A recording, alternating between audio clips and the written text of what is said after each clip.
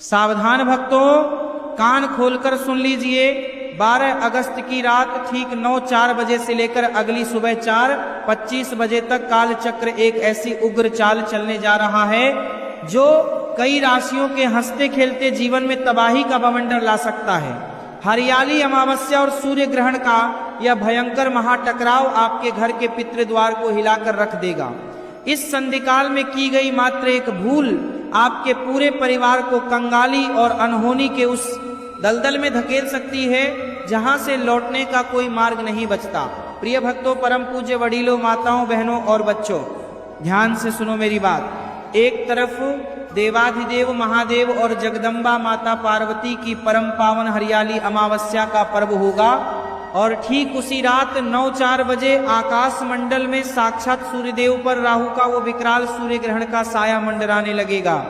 इस 12 अगस्त को जरा भी साधारण अमावस्या समझने की भूल मत करना, वरना ऐसा अपार नुकसान होगा जिसकी भरपाई 7 जन्मों तक नहीं हो पाएगी।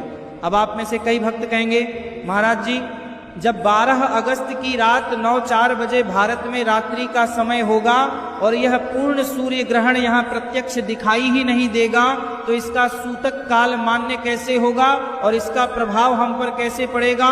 भक्तों, आपकी यह बात 100% सत्य है कि भारत में दृश्यमान न होने से इसका भौतिक सूतक मान्य नहीं होगा, परंतु ठहरिए, शास्त्रों की गोपनीय पोथियां स्पष्ट बतलाती हैं कि जब सावन के पवित्र मास में हरियाली अमावस्या जैसी पावन तिथि पर सूर्य ग्रहण का महा टकराव होता है तो ब्रह्मांड के ग्रह नक्षत्रों में ऐसी प्रचंड उथल पुथल मचती है कि ग्रहण प्रत्यक्ष दिखे या न दिखे, उसकी सूक्ष्म नकारात्मक ऊर्जा और राहु केतु का अदृश्य प्रभाव संपूर्ण पृथ्वी और सभी 12 राशियों के मन मस्तिष्क पर गहरा असर डालता है। और सबसे भयानक सच तो सुनिए भक्तों, अमावस्या की यह रात्रि सीधे हमारे पितरों की आत्मा और काल चक्र से जुड़ी होती है। इस पावन घड़ी में यदि किसी ने जाने अनजाने में एक भी भयंकर भूल कर दी, चाहे पीपल या तुलसी का अनादर हो, भोजन व जल को बिना ढके छोड़ना हो या रात्रि के समय पितरों की उपेक्षा करना हो, तो उसी क्षण भयंकर पितृशाप और राहु के विकराल प्रकोप का ताला खुल जाएगा। शास्त्रों में स्पष्ट लिखा है कि जब अमावस्या की रात्रि में असंतुष्ट पितरों की आत्मा विमुख होकर लौटती है तो हंसता खेलता परिवार रातों रात पाई पाई को मोहताज हो जाता है, घर की बरकत भस्म हो जाती है और वंश वृद्धि पर ऐसा भयंकर ग्रहण लगता है कि पीढ़ियां तक दरिद्रता और बीमारियों के बोझ तले कराहने लगती हैं। भक्तों, स्वागत है आपका हमारे इस धर्म की पुकार के पावन मंच पर। यहाँ हम सनातन पंचांग, खगोल विज्ञान और ग्रह नक्षत्रों के अति दुर्लभ संयोगों का सूक्ष्म विश्लेषण करते हैं। हमारा उद्देश्य समाज में कोई बेवजह का डर फैलाना बिल्कुल नहीं है, बल्कि हमारे प्राचीन धर्म शास्त्रों के ज्ञान से आपको समय रहते सचेत करना है। लेकिन भक्तों, घबराने की जरा सी भी आवश्यकता नहीं है। जहां शास्त्र संकट की चेतावनी देते हैं, वहीं हमारी सनातन परंपरा में हरियाली अमावस्या की रात किए जाने वाला एक ऐसा सिद्ध और अचूक महारक्षा कवच भी बताया गया है जो मात्र 5 मिनट में राहु के हर दोष और ग्रहण की नकारात्मक ऊर्जा को भस्म कर देता है। यह महासिद्ध उपाय क्या है, 12 राशियों पर इसका क्या कड़वा सच पड़ने वाला है और रात 9:04 बजे से पहले आपको कौन सा गुप्त कार्य कर लेना है, यह हम आपको आगे इसी कथा के प्रवाह में विस्तार से बताएंगे। भक्तों, आखिर 12 अगस्त की रात पंचांग और खगोल मंडल इतना विकराल संकेत क्यों दे रहे हैं? आइए इस काल चक्र के पीछे छिपे 12 अगस्त के पंचांग और खगोलीय सच का सूक्ष्म मर्म समझते हैं। शास्त्रों और पंचांग की गोपनीय गणना बतलाती है कि 12 अगस्त को श्रावण मास के कृष्ण पक्ष की परम पावन हरियाली अमावस्या की तिथि है। यह वही पावन तिथि है जो देवाधिदेव महादेव, माता पार्वती की भक्ति और हमारे पूर्वजों यानी पितरों के तर्पण के लिए अत्यंत पवित्र मानी गई है। परंतु इसी दिन रात ठीक 9:04 बजे आकाश मंडल में राहु देव सूर्य देव का ग्रास करने प्रवृत्त होंगे और पूर्ण सूर्य ग्रहण की उग्र स्थिति उत्पन्न होगी। खगोल विज्ञान के अनुसार यह सूर्य ग्रहण रात 9:04 बजे से प्रारंभ होकर मध्यरात्रि के बाद सुबह 4:25 बजे तक चलेगा जैसा कि हमने पहले स्पष्ट किया, भारत में इस समय रात्रि का अंधकार होने के कारण यह ग्रहण प्रत्यक्ष दिखाई नहीं देगा और इसका भौतिक सूतक काल मान्य नहीं होगा, परंतु कथा मर्मज्ञों और ज्योतिषाचार्यों का स्पष्ट मत है कि जब अमावस्या की संवेदनशील तिथि पर राहु और सूर्य की ऊर्जा का ऐसा भयंकर महाटकराव होता है तो संपूर्ण ब्रह्मांड का वायुमंडल सूक्ष्म नकारात्मक तरंगों से भर जाता है। अमावस्या तिथि के स्वामी स्वयं पितृदेव और चंद्रदेव होते हैं, जबकि सूर्य ग्रहण के अधिपति राहु और केतु हैं। जब रात 9:04 बजे राहु की छाया सूर्य और चंद्र की ऊर्जा को बांधती है तो उस संध्याकाल में पृथ्वी के समस्त जीवों की मानसिक और आध्यात्मिक चेतना पर गहरा असर पड़ता है। यही वह समय होता है जब इंसान का मन भ्रमित होता है, क्रोध और निर्णयहीनता बढ़ती है और घर में छिपे पितृ दोष जागृत होकर अशुभ फल देने लगते हैं। इसीलिए सनातन पंचांग चेतावनी दे रहा है कि रात 9:04 बजे काल चक्र की यह उग्र चाल आपके जीवन पर हावी हो जाए, उससे पहले संभल जाना ही हर बुद्धिमान जीव का परम कर्तव्य है। भक्तों, पंचांग के इस उग्र संधिकाल का मर्म समझने के पश्चात आइए अब आगे बढ़ते हैं, परंतु इन भूलों को जानने से पहले एक अत्यंत गोपनीय और कल्याणकारी बात अपने हृदय में बांध लीजिए। आगे चलकर हम आपको वो अचूक सिद्ध उपाय बताने जा रहे हैं जो 12 अगस्त की रात सोने से ठीक पहले आपको करना है। जब रात 9:04 बजे यह उग्र काल चक्र शुरू होगा तब सोने से पहले किया गया यह एक छोटा सा कार्य आपके पूरे घर और परिवार को ऐसे अभेद्य रक्षा कवच से ढक देगा कि आप और आपके बच्चे पूरी रात निर्भय होकर चैन की नींद सो सकेंगे। साथ ही हरियाली अमावस्या पर पितृदोष और राहु के ग्रहण दोष को जड़ से भस्म करने का महा उपाय भी आगे आपको प्राप्त होगा। आइए अब ध्यान से सुनते हैं। 12 अगस्त की रात 9:04 बजे से पहले और इस संधिकाल के दौरान की जाने वाली 7 भयंकर भूलें। धर्मशास्त्रों में स्पष्ट लिखा है कि अमावस्या और राहु के इस महासंयोग में यदि कोई जीव ये भूलें करता है तो उसके घर में दरिद्रता और अशांति का मार्ग प्रशस्त हो जाता है। प्रथम भयंकर भूल 12 अगस्त की रात्रि 9:04 बजे से पहले अपने घर के भोजन, पीने के पानी, दूध और तुलसी के पात्र में कुशा या तुलसी पत्र डालना न भूले। इस संधिकाल में ब्रह्मांड में जो अदृश्य तरंगे प्रवाहित होती हैं, बिना ढका हुआ अन्न और जल उन्हें सोख लेता है, जिससे वह अशुद्ध हो जाता है। द्वितीय भयंकर भूल रात 9:04 बजे से लेकर सुबह 4:25 बजे तक घर के मुख्य द्वार पर या पीपल, बरगद व तुलसी के पौधे के समीप कूड़ा कचरा या गंदगी जमा न होने दें। अमावस्या की रात्रि में पितरों का गमन होता है और गंदगी देखकर असंतुष्ट पितृ विमुख होकर लौट जाते हैं। तृतीय भयंकर भूल इस संवेदनशील संधिकाल के दौरान अपने मन में किसी के प्रति भी क्रोध, ईर्ष्या, कपट या कटु शब्दों का प्रयोग न करें। राहु का उग्र प्रभाव सबसे पहले इंसान की वाणी और मति को भ्रष्ट करता है, जिससे गृह क्लेश की स्थिति बनती है। चतुर्थ भयंकर भूल अमावस्या और इस खगोलीय संधिकाल में तुलसी जी के पत्ते तोड़ना या तुलसी के पौधे को अनावश्यक स्पर्श करना घोर वर्जित है। तुलसी जी साक्षात लक्ष्मी स्वरूप हैं, उनका अनादर श्री हरि के कोप का कारण बनता है। पंचम भयंकर भूल रात 9:04 बजे से सुबह 4:25 बजे के बीच कोई भी नया व्यापार, पैसों का बड़ा लेन देन या किसी नए कार्य का संकल्प न लें। राहु सूर्य के इस महाटकराव में शुरू किया गया नया कार्य अक्सर बाधाओं में उलझ जाता है। षष्ठ भयंकर भूल इस दौरान घर में पूर्ण अंधेरा या सन्नाटा न रखें। अपने पूज्य देवस्थान यानी पूजा घर में एक छोटा दीपक प्रज्वलित रखें या एक हल्की ज्योति जलती रहने दें ताकि घर का आभा मंडल जागृत रहे। और सप्तम भयंकर भूल रात्रि के इस संधिकाल में गर्भवती माताओं, वृद्धों और बालकों को बिना वजह घर से बाहर खुले आकाश के नीचे जाने से बचना चाहिए। इस समय की ब्रह्मांडीय ऊर्जाएं संवेदनशील शरीर पर प्रतिकूल प्रभाव डालती हैं। भक्तों, इन भयंकर भूलों से सचेत रहने के पश्चात आइए अब इस महाकथा के उस पावन पड़ाव की ओर चलते हैं जहां काल चक्र की यह चाल सीधे आपके जीवन और भाग्य को स्पर्श करने जा रही है। ध्यान से सुनिए, कौन सी राशियां इस समय राहु के सीधे प्रभाव में हैं और किन्हें महादेव और पितरों का विशेष आशीर्वाद मिलने जा रहा है, शुरुआत करते हैं प्रथम राशि मेष से। मेष राशि के जातकों के लिए यह संधिकाल मिलाजुला प्रभाव लेकर आ रहा है।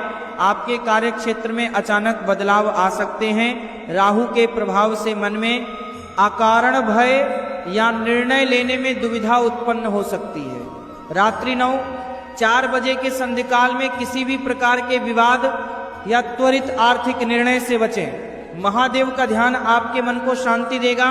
अब मेष राशि की इस स्थिति को समझने के पश्चात आइए आगे बढ़ते हैं स्थिर स्वभाव वाली दूसरी राशि वृषभ की ओर। वृषभ राशि के स्वामी शुक्र हैं। हरियाली अमावस्या और इस खगोलीय संधिकाल में आपको अपनी सेहत और पारिवारिक रिश्तों का विशेष ध्यान रखना होगा। व्यर्थ के खर्चों पर नियंत्रण रखें और क्रोध से बचें। इस रात्रि पितरों के निमित्त किया गया मन ही मन स्मरण आपके घर में सुख और स्थिरता लाएगा। भक्तों, जहां वृषभ वालों को स्थिरता रखनी है, वहीं वायु तत्व की तीसरी राशि मिथुन के जातकों के लिए कालचक्र क्या संदेश दे रहा है, जरा गौर से सुनिए। मिथुन राशि के जातकों के लिए वाणी और व्यवहार पर संयम रखना अत्यंत आवश्यक है। 12 अगस्त की रात्रि आपकी बुद्धिमत्ता की परीक्षा हो सकती है। व्यापारी वर्ग को लेन देन में सावधानी बरतनी चाहिए। रात्रि के समय ॐ नमः शिवाय का जाप के लिए बाड़ी वर्ग को लेन देन में सावधानी बरतनी चाहिए। करने से राहु का नकारात्मक प्रभाव पूरी तरह शांत रहेगा। मिथुन के इस मर्म के बाद अब आइए चलते हैं जल तत्व और चंद्र प्रधान चौथी राशि कर्क की ओर। कर्क राशि का स्वामी स्वयं चंद्रमा है और अमावस्या तिथि चंद्रदेव से सीधे जुड़ी होती है। इसलिए इस संधिकाल में आपका मन थोड़ा भावुक या अशांत रह सकता है। व्यर्थ की चिंताओं को अपने ऊपर हावी न होने दें। मां पार्वती और शिव जी का ध्यान आपको मानसिक शक्ति देगा और पारिवारिक वातावरण को सुखद बनाएगा। प्रिय भक्तों, कर्क राशि के भावुक प्रभाव को जानने के पश्चात अब बात करते हैं साक्षात सूर्य देव के स्वामित्व वाली 5वीं राशि सिंह की। सिंह राशि के जातकों पर इस खगोलीय संधिकाल में राहु का विशेष प्रभाव रहेगा। इसीलिए आपको अहंकार, अति उत्साह और अनावश्यक यात्राओं से बचना चाहिए। अपने वरिष्ठों या पिता तुल्य व्यक्तियों का अनादर न करें। सूर्य देव का ध्यान और पितरों का स्मरण आपको हर संकट से बचाएगा। सिंह राशि पर इस प्रभाव को समझने के बाद आइए कथा प्रवाह को आगे बढ़ाते हुए छठी राशि कन्या के द्वार पर दस्तक देते हैं। कन्या राशि के जातकों के लिए यह समय विशेष विवेक से काम लेने का है। आपके अटके हुए कार्यों में थोड़ी रुकावटें आ सकती हैं, लेकिन धैर्य बनाए रखें। इस संधिकाल के दौरान किसी नए निवेश का संकल्प न लें। रात्रि के समय तुलसी पत्र से ढके जल का सेवन और शिव स्मरण आपके लिए कल्याणकारी रहेगा। भक्तों, कन्या राशि के संतुलन के बाद आइए अब बात करते हैं व्यापार और न्याय की प्रतीक 7वीं राशि तुला की। तुला राशि के जातकों के लिए पारिवारिक संतुलन बनाए रखना मुख्य चुनौती होगी। जीवन साथी के साथ संबंध में मधुरता बनाए रखें। व्यापारिक मोर्चे पर सतर्कता बरतें। हरियाली अमावस्या का यह पावन पर्व आपको धैर्य और संयम की सीख देता है। तुला राशि के बाद अब काल चक्र घूम रहा है जल तत्व की उग्र और रहस्यमयी 8वीं राशि वृश्चिक की तरफ। वृश्चिक राशि के जातकों के लिए यह संधिकाल थोड़ा संवेदनशील है। वाहन चलाते समय या रात्रि में यात्रा करते समय विशेष सावधानी बरतनी होगी।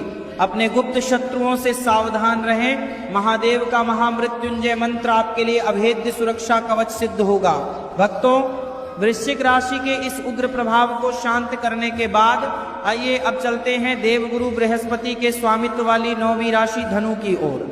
धनु राशि के जातकों को अपनी शिक्षा, संतान और स्वास्थ्य पर ध्यान देने की आवश्यकता है। मन में किसी बात को लेकर उलझन रह सकती है। धर्म कर्म में मन लगाएं और असहाय जीवों पर दया का भाव रखें। इससे पितरों का आशीर्वाद और राहु के दोष से मुक्ति मिलेगी। धनु राशि के इस मार्गदर्शन के पश्चात अब कर्म फलदाता शनिदेव की पहली और 10वीं राशि मकर का हाल सुनिए। मकर राशि के जातकों को अपनी संपत्ति और घरेलू मामलों में सावधानी बरतनी चाहिए। गृह क्लेश से बचने के लिए वाणी में नम्रता रखें। अमावस्या की इस पावन रात्रि में अपने पितरों की शांति के लिए मन ही मन प्रार्थना करें। धन और सुख में अपार वृद्धि होगी। मकर के इस प्रभाव के बाद आइए आगे बढ़ते हैं शनिदेव की ही दूसरी ओर 11वीं राशि कुंभ की ओर। कुंभ राशि के जातकों के लिए यह समय पराक्रम और धैर्य का है। छोटे भाई बहनों से किसी बात पर मतभेद न होने दें। कार्य क्षेत्र में जल्दबाजी में लिया गया निर्णय नुकसानदेह हो सकता है। शांत चित्त से शिव भक्ति में लीन रहें। और अंत में भक्तों 11 राशियों का चक्र पूर्ण करने के पश्चात अब हम आते हैं अंतिम और 12वीं राशि मीन के पावन आंगन में। मीन राशि के जातकों को अपनी आर्थिक स्थिति और खान पान का विशेष ध्यान रखना होगा। इस संधिकाल में किसी को उधार देने से बचें। रात्रि में प्रभु स्मरण करते हुए विश्राम करें। इससे आपके घर का आभा मंडल जागृत और सुरक्षित रहेगा।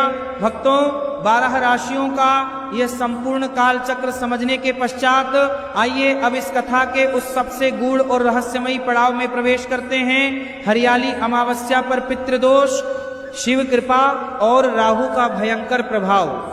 शास्त्रों में स्पष्ट लिखा है कि अमावस्या तिथि के स्वामी स्वयं पितृदेव हैं और जब सावन के पावन महीने में हरियाली अमावस्या का आगमन होता है तो देवादिदेव महादेव की असीम कृपा से हमारे पितरों की आत्मा अत्यंत प्रसन्न चित्त होकर पृथ्वी लोक पर अपने वंशजों को आशीर्वाद देने आती हैं।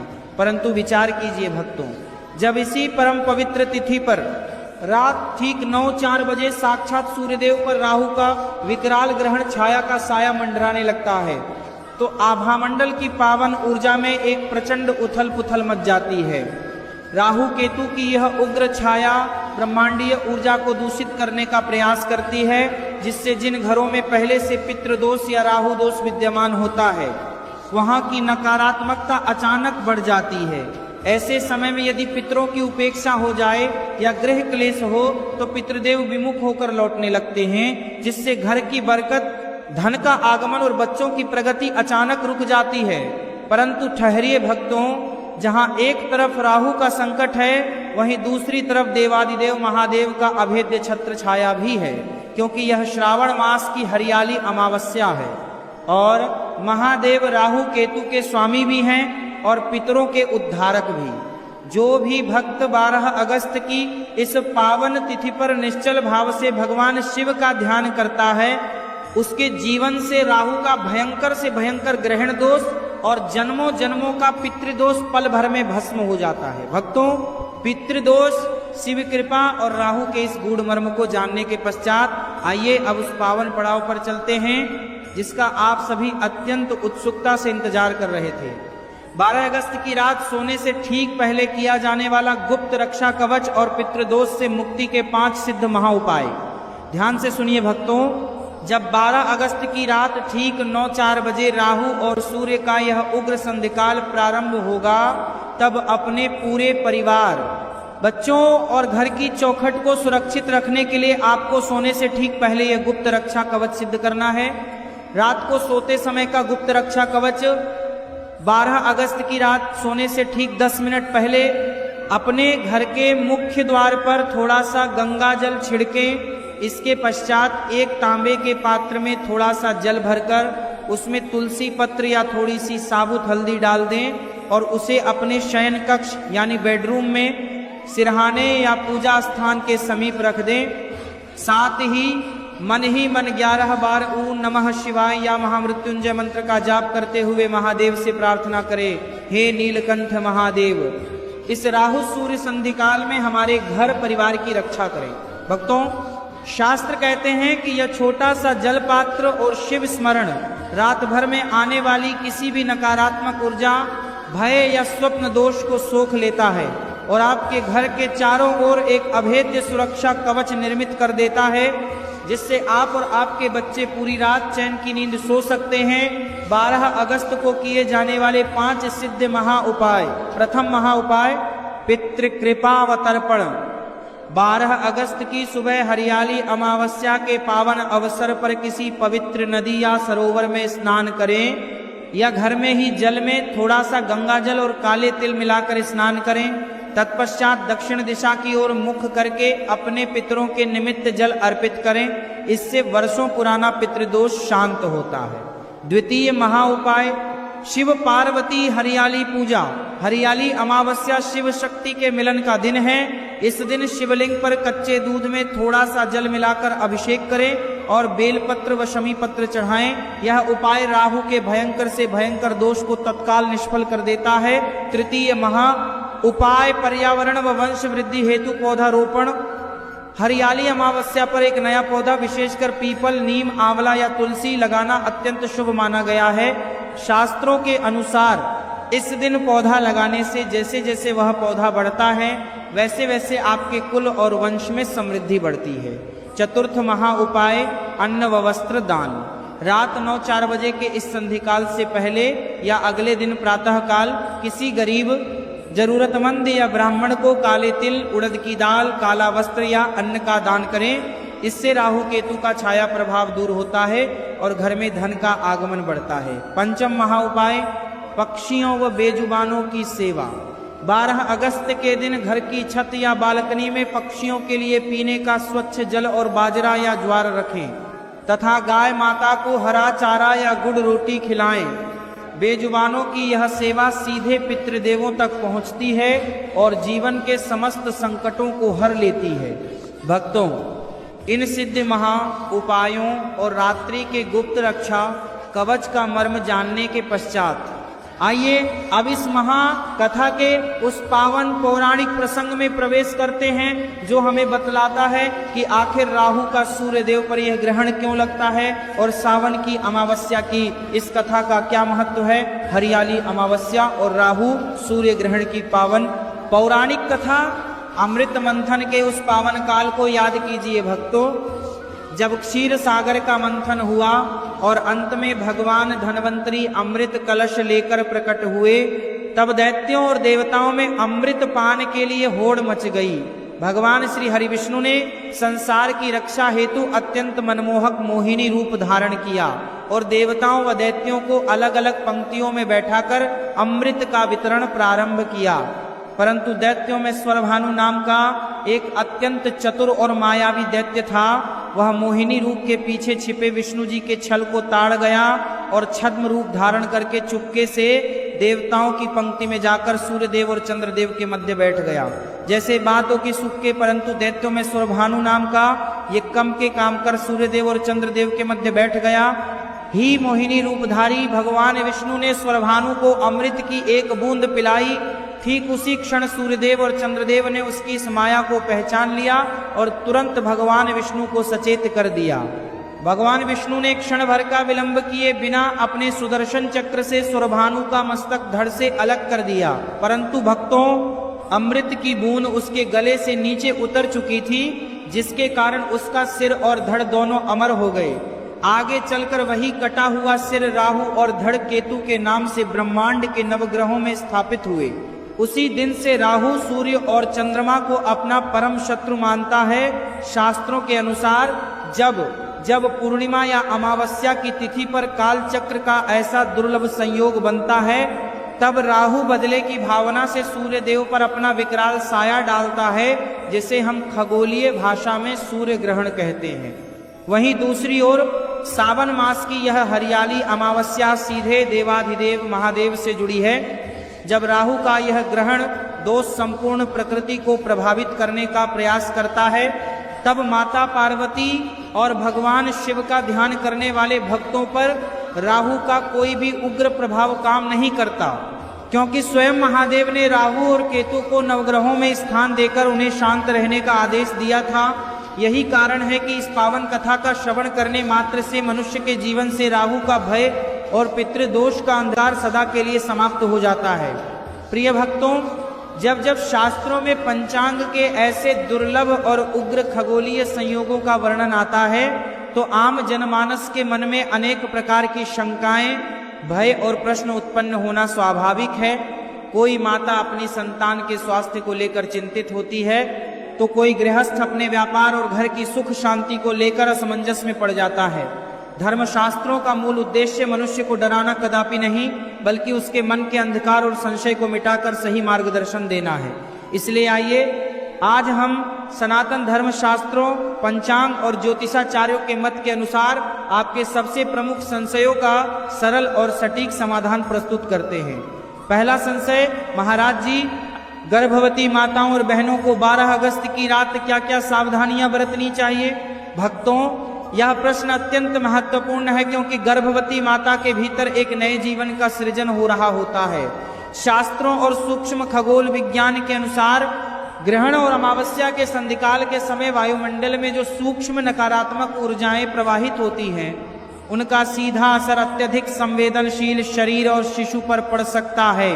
12 अगस्त की रात 9:04 बजे से लेकर अगली सुबह 4:25 बजे तक गर्भवती माताओं को कुछ विशेष नियमों का पालन करना चाहिए। इस संधिकाल के दौरान किसी भी धारदार वस्तु जैसे कैंची, चाकू, सुई या ब्लेड का प्रयोग भूलकर भी न करें। रात के समय खुले आकाश के नीचे जाने या चांद सूरज की सीधी छाया में रहने से बचें। अपने शयन कक्ष में ही रहें। पेट पर थोड़ा सा गेरू या तुलसी पत्र का जल लगाना अत्यंत शुभ माना गया है। यह शिशु के लिए एक प्राकृतिक रक्षा कवच का कार्य करता है। मन में किसी भी प्रकार का भय न रखें। भय सबसे बड़ा शत्रु है। अपने इष्ट देव भगवान श्री कृष्ण या माँ जगदम्बा का ध्यान करते हुए संतान गोपाल मंत्र या ओम नमो भगवते वासुदेवाय का मानसिक जाप करें। इससे शिशु पर किसी भी नकारात्मक ऊर्जा का प्रभाव नहीं पड़ता। दूसरा संशय, महाराज जी, क्या रात 9:04 बजे के बाद भोजन करना या पानी पीना वर्जित है? भक्तों, जैसा कि हमने पहले ही स्पष्ट पंचांग सच बताया है कि यह सूर्य ग्रहण भारत की भूमि पर प्रत्यक्ष दिखाई न देने के कारण इसका कोई औपचारिक या भौतिक सूतक काल मान्य नहीं है। इसलिए सामान्य जन, वृद्ध, बालक और रोगियों के लिए भोजन या जल का कठोर त्याग करने का कोई नियम नहीं है। परंतु क्योंकि यह श्रावण अमावस्या और राहु सूर्य का संधिकाल है, इसलिए शास्त्रों का परामर्श है कि रात 9:04 बजे से पहले ही अपने घर के पीने के पानी के मटके, दूध, दही, घी और बने हुए भोजन में कुशा, एक प्रकार की पवित्र घास या तुलसी के पत्ते अवश्य डाल दें। तुलसी और कुशा में ऐसी अद्भुत प्राकृतिक और आध्यात्मिक शक्ति होती है जो ब्रह्मांडीय तरंगों और रोगाणुओं को भोजन में समाहित नहीं होने देती। यदि संभव हो तो रात 9:04 बजे से सुबह 4:25 बजे के बीच अत्यधिक गरिष्ठ तामसिक या भारी भोजन करने से बचें।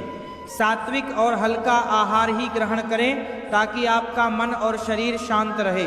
तीसरा संशय, महाराज जी, क्या रात के समय पूजा पाठ, दीपक जलाना या मंदिर में जाना सही रहेगा? भक्तों, जब भारत में ग्रहण दृश्यमान ही नहीं है तो मंदिरों के कपाट बंद करने या सूतक के कठोर नियमों का पालन करने की आवश्यकता नहीं है। परंतु अमावस्या की यह रात्रि अत्यंत जागृत और संवेदनशील रात्रि होती है। इस रात्रि अपने घर के मंदिर या पूज्य स्थान पर अंधकार न होने दें। एक छोटा सा घी या तेल का दीपक प्रज्वलित रहने दें। इस संधिकाल में मूर्तियों का अत्यधिक स्पर्श करने के स्थान पर मानसिक जाप, नाम स्मरण, शिव चालीसा, हनुमान चालीसा या महामृत्युंजय मंत्र का पाठ करना 1000 गुना अधिक फलदायी होता है। मानसिक पूजा से बड़ा कोई विधान सनातन धर्म में नहीं बताया गया है। जब आप शांत चित्त से आंखें मूंद कर महादेव का ध्यान करते हैं तो राहु क्या, ब्रह्मांड का कोई भी दोष आपका बाल भी बांका नहीं कर सकता। चौथा संशय, महाराज जी, क्या अगले दिन सुबह 13 अगस्त को घर की सफाई और स्नान करना अनिवार्य है? हाँ भक्तों, 12 अगस्त की रात्रि के इस उग्र संधिकाल के बीत जाने के पश्चात 13 अगस्त की सुबह सूर्योदय के समय पूरा घर और मन शुद्ध करना अत्यंत फलदायी रहता है। अगले दिन प्रातः काल उठकर सर्वप्रथम अपने घर में पोंछा लगाते समय पानी में थोड़ा सा सेंधा नमक या गंगा जल मिला लें। इससे रात भर की जो भी नकारात्मक तरंगें घर में जमा हुई होंगी वे तुरंत निष्प्रभावी हो जाएंगी। स्नान के जल में 2 बूंद गंगा जल या थोड़ा सा तिल मिलाकर स्नान करें। स्नान के पश्चात अपने पितरों के नाम से थोड़ा सा दान पुण्य करें। गाय को रोटी खिलाएं या पक्षियों को दाना डालें।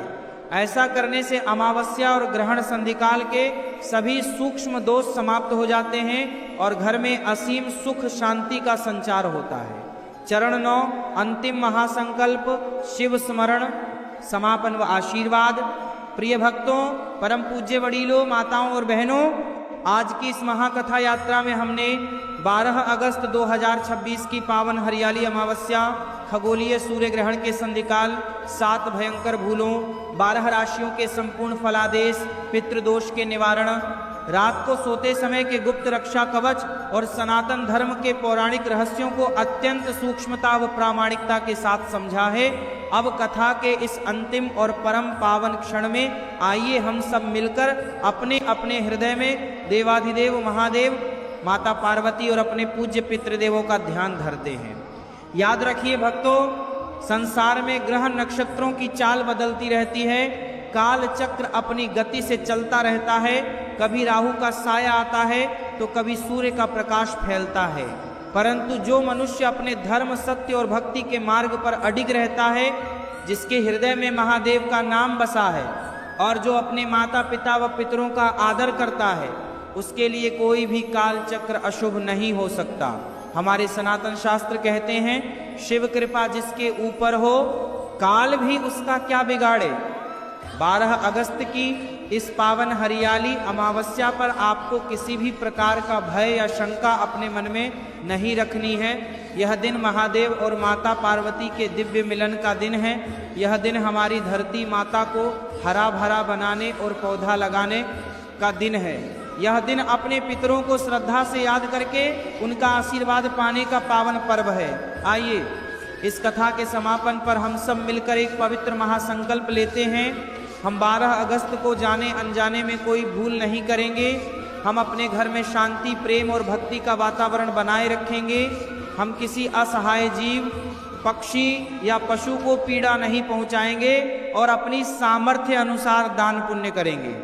और सबसे महत्वपूर्ण, रात को सोने से पहले तांबे के पात्र में जल रखकर महादेव के महामृत्युंजय मंत्र का स्मरण करेंगे, ताकि हमारा संपूर्ण परिवार हर प्रकार की नकारात्मकता से सुरक्षित रहे। हे देवाधिदेव महादेव, हे जगदम्बा भवानी माँ पार्वती, हे हमारे पूज्य पितृदेवों, इस कथा को सुनने वाले और देखने वाले आपके सभी भक्तों पर, उनके परिवारों पर, बच्चों पर और उनके घर आंगन पर अपना असीम आशीर्वाद बनाए रखिएगा। राहु और सूर्य का यह संधिकाल किसी के लिए भी कष्टकारी न हो। सभी के जीवन में आरोग्य, सुख, समृद्धि और शांति का प्रकाश फैले। आइए अंत में 3 बार पूर्ण श्रद्धा और भक्ति भाव से प्रभु नीलकंठ का जयकारा लगाते हैं। बोलिए देवाधिदेव महादेव की जय, माता जगदम्बा भवानी की जय, अपने अपने पितृदेवों की जय। हर हर महादेव, नमः शिवाय।